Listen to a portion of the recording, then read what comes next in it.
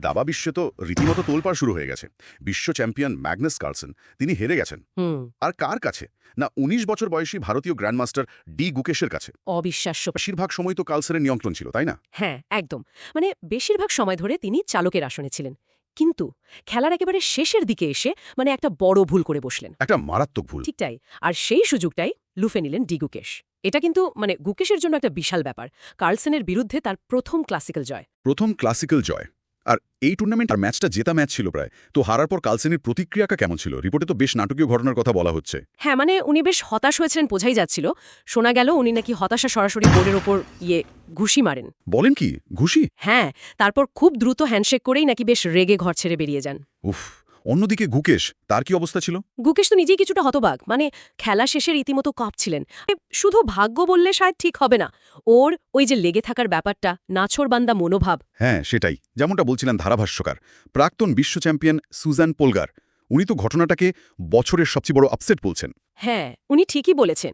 উনি আরও বলছিলেন যে কার্লসেন গুকেশকে প্রায় হারিয়েই দিয়েছিলেন। একেবারে জেতা ম্যাচ একটা মারাত্মক ভুলের জন্য হাতছাড়া হলো। মানে কার্লসেনের দিক থেকে দেখলে এটা তো খুবই বেদনাদায়ক হার। অবশ্যই। পোলগারের মতে এটা কার্লসেনের ক্যারিয়ারের অন্যতম বেদনাদায়ক হার হতে পারে। কারণ জেতা অবস্থান থেকে হারাটা শুধু পয়েন্টের ক্ষতি নয়, বুঝলেন, এটা আত্মবিশ্বাসেও বেশ বড় ধাক্কা দেয়। ঠিক, বিশেষ করে যখন তরুণ প্রজন্মের খেলোয়াড়রা এভাবে উঠে আসছে। একদম। আচ্ছা, গুকেশের কোচ বিষ্ণু প্রসান্না কি হচ্ছেন এই নিয়ে? প্রসান্নাও কিন্তু গুকেশের এই লড়ে যাওয়ার মানসিকতার খুব প্রশংসা করেছেন।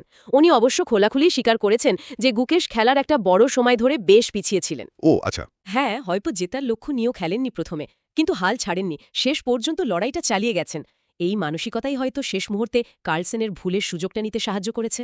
বিশেষজ্ঞরা যখন এই হারটাকে এত বড় করে দেখছেন, টুর্নামেন্টের তালিকায় এর প্রভাব নিশ্চয়ই পড়েছে।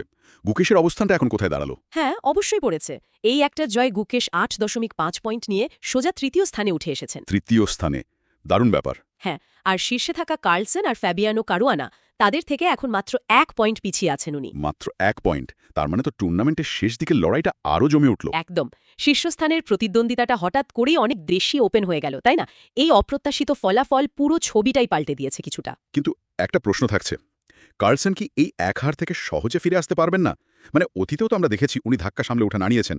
এটা কি শুধু একটা অঘটন, নাকি এর চেয়েও বেশি কিছু? দেখুন, কার্লসেনের ফিরে আসার ক্ষমতা নিয়ে কোনো প্রশ্নই ওঠে না। উনি চ্যাম্পিয়ন, বহুবার প্রমাণ করেছেন। তবে এই হারটা হয়তো একটু অন্যরকম। এটা আবার প্রমাণ করল যে বিশ্ব দাবার শিখরে ভুলের কোনো জায়গা নেই। এক মুহূর্তের ভুল আর খেলা ঘুরে যেতে পারে। প্রতিপক্ষ যেই হোক না কেন। একদম। আর তরুণ প্রতিভারা, গুকেশ বলুন, প্রজ্ঞানন্দা বা আরও অনেকে, তারা এখন নিয়মিতভাবেই অভিজ্ঞদের চ্যালেঞ্জ জানাচ্ছে। আর যে কোনো